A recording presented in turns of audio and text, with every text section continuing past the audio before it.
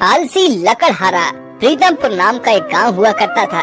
प्रीतमपुर के लोग बड़े ही मेहनती और कर्मठ थे, लेकिन इसी गांव में एक आदमी ऐसा भी था जो अपने आलस से इस गांव की शोभा बिगाड़ रहा था।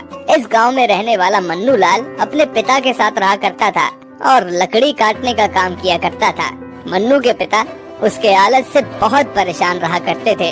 एक दिन, मन्नू, अरे ओ मन्नू, अरे उठ जा बेटा, दोपहर हो गई है, सूरज सर पर आ गया है और तू है कि अभी भी खटिया में पड़ा है। चल उठ। मन्नू खटिया पर लेटे लेटे ही बोलता है, अरे बापू, सूरज सर पर आ गया है इसलिए तो नहीं उठ रहा हूँ। अगर अभी उठ गया तो धूप लगेगी ना। अरे कमबख्त, कुछ तो शर्म कर ले। जिस उम्र में बेटे को मेहनत करके बाप की सेवा करनी चाहिए, उस उम्र में मेरा नालायक बेटा मेरी ही मेहनत की रोटियां तोड़ता रहता है। हे भगवान, क्या होगा इसका। पिताजी के इतने सारे ताने सुनने के बाद आखिरकार मन्नू बिस्तर से उठ ही जाता है। लो, उठ गया पिताजी, कुछ खाने को है तो दो, वरना मैं चला जंगल लकड़ियाँ काटने। मन्नू पेट भर खाना खाता है और अपना गमछा और कुल्हाड़ी उठाकर जंगल की ओर चल देता है। रास्ते में उसे गांव के कुछ लोग चौराहे पर मिल जाते हैं जो बैठकर खूब हंसी मजाक कर रहे होते हैं। मन्नू भी उनके पास जाता है और कहता है, क्या हुआ भाइयों, तुम सब लोग यहाँ बैठकर गप्पे लड़ा रहे हो? तुम लोगों को काम पर नहीं जाना क्या? मन्नू की बात सुनकर सभी जोर से हंसने लगते हैं। देखो तो, ये बात कह भी कौन रहा है। अबे मन्नू, हम सब सुबह से निकले हैं काम करने, दोपहर का खाना खाने घर वापस आए हैं। हम लोग तेरी तरह थोड़ी हैं कि दोपहर के 12 बजे सोकर उठे। गांव वालों की बात सुनकर मन्नू गुस्से में जवाब देता है, मैं दोपहर तक इसलिए सोता हूँ क्योंकि मुझे तुम्हारी तरह पैसों का लालच नहीं है, लेकिन तुम लोग तो हो ही लालची। सुबह से उठकर धन कमाने निकल जाते हो और बाकी लोग बेवजह ही तुम्हारी मेहनत की तारीफ करते रहते हैं। अरे वाह, उल्टा चोर कोतवाल को डांटे। तेरा तो कुछ नहीं हो सकता मन्नू, तू हमारे प्रीतमपुर गांव में आदमी के नाम पर धब्बा है, धब्बा। गांव वालों से बहस करने के बाद मन्नू फिर से जंगल की ओर मुड़ जाता है और जंगल पहुंचकर भी वो अपना आलस नहीं छोड़ता। अरे बाप रे, कितनी गर्मी है आज तो। एक काम करता हूँ, थोड़ी देर इसी पेड़ के नीचे आराम कर लेता हूँ, फिर बाद में लकड़ियाँ काटूंगा। ऐसा सोचकर मन्नू वहीं पेड़ के नीचे अपना गमछा बिछाकर सो जाता है और शाम के वक्त कुछ लकड़ियाँ काटकर बाजार में बेच आता है और उन पैसों से रात के लिए कुछ सामान ले लेता है। मन्नू घर पहुँचता है तो उसके बापू उससे पूछते हैं, ये क्या, बस इतना सा सामान? अरे तू आखिर दिन भर जंगल में करता क्या रहा? लकड़ियाँ काट रहा था, और क्या कर रहा था? मन्नू बापू से झूठ बोल देता है और बापू को नहीं बताता कि वो जंगल में भी सो गया था। फिर मन्नू रात को भोजन बनाता है और दोनों बाप बेटे भोजन करते। अगले दिन फिर से मन्नू दोपहर तक सोया हुआ होता है और बापू उसे उठाने के लिए परेशान हो रहे होते हैं। उठ जा मन्नू, तेरा तो ये रोज का हो गया है। तेरी वजह से गांव वाले मुझे रोज ताने देते हैं कि तुम्हारे बेटे की वजह से हमारे प्रीतमपुर गांव का नाम खराब हो रहा है। सुन रहा है ना? उठ जा, मुझे और नहीं सुनना गांव वालों से। मत सुनना मेरे भाई, तेरे हाथ जोड़ रहा हूँ मैं। चलो सोने दो ना बापू। अरे लकड़ी काटने जंगल नहीं जाना क्या? अरे कल ही तो लकड़ी काटने गया था। तो कल खाना भी तो खाया था, और अगर आज लकड़ी काटने नहीं गया तो घर में खाना भी नहीं बनेगा। चल उठ, काम पे जा। बापू के बार बार समझाने पर मन्नू उठकर जंगल चला जाता है और पिछले दिन की तरह शाम को कुछ लकड़ियां काटकर बाजार से घर में बनाने के लिए कुछ सामान ले आता है। मन्नू लाल की हरकत से उसके पिता बहुत परेशान रहते थे, लेकिन मन्नू लाल का जीवन आलस में मस्त बीत रहा था। एक दिन जंगल में मन्नू सो रहा होता है, तभी उसी रास्ते से एक साधु गुजरते हैं। साधु उसे सोता हुआ देखकर जोर से आवाज देते हैं, उठ जा बच्चा, उठ। साधु की इतनी जोरदार आवाज सुनकर मन्नू की आंख खुल जाती है। अरे अरे अरे, क्या हुआ है? क्या हुआ? क्या बाबा, ये भी कोई तरीका होता है क्या किसी सोते हुए को उठाने का? है? उठ जा, उठ जा, इसके पहले की वक्त की मार तुझ पर पड़े। उठ जा, संभल जा, उठ जा बेटा, उठ जा। क्या हुआ बाबा? क्या बोले जा रहे हो? क्या गाए जा रहे हो? कुछ समझ नहीं आ रहा। वही बोल रहा हूँ जो देख पा रहा हूँ बच्चे। जो देख पा रहा हूँ वही बोल रहा हूँ। अरे ऐसा भी क्या देख लिया बाबा आपने? और चलो वो सब छोड़ो, आखिर आप हो कौन? बेटे, मैं एक तपस्वी हूँ, पिछले 20 साल से भगवान की तपस्या कर रहा हूँ और अब मैं दूसरों का भविष्य देख सकता हूँ। और ध्यान से सुन, मुझे तेरा भी पूरा भविष्य दिख रहा है। अच्छा, तो क्या दिख रहा है आपको मेरे भविष्य में, बताइए तो जरा। अंधेरा, घना अंधेरा, बहुत गहरा काला अंधेरा।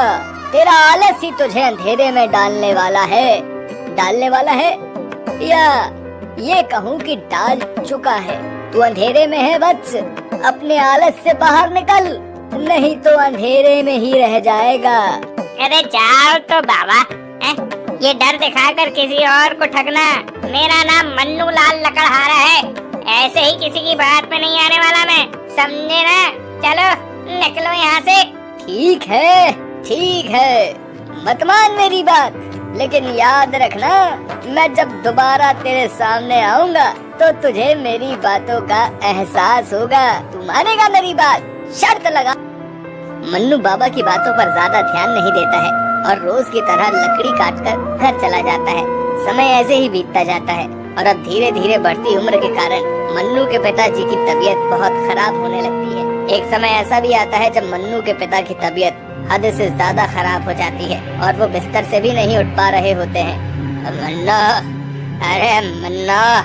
अरे बेटा मन्ना, मुझे बहुत तकलीफ हो रही है बेटा, मुझे इलाज के लिए शहर ले चल। बेटा बहुत दर्द है, सुना है शहर में बहुत अच्छा इलाज होता है, ले चल बेटा।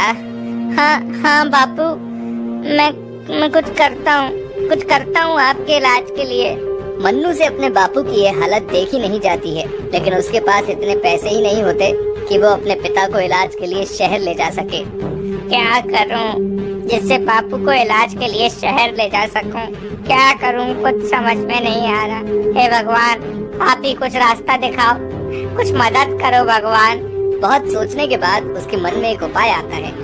क्यों न मैं अपने लकड़ी के काम को छोड़कर गांव में कोई बड़ी नौकरी करूं, उससे मैं ज्यादा से ज्यादा पैसे कमा पाऊंगा और बापू का इलाज भी करा पाऊंगा। इतना सोचकर मन्नू अगले दिन से गांव में नौकरी ढूंढने के लिए निकल पड़ता है।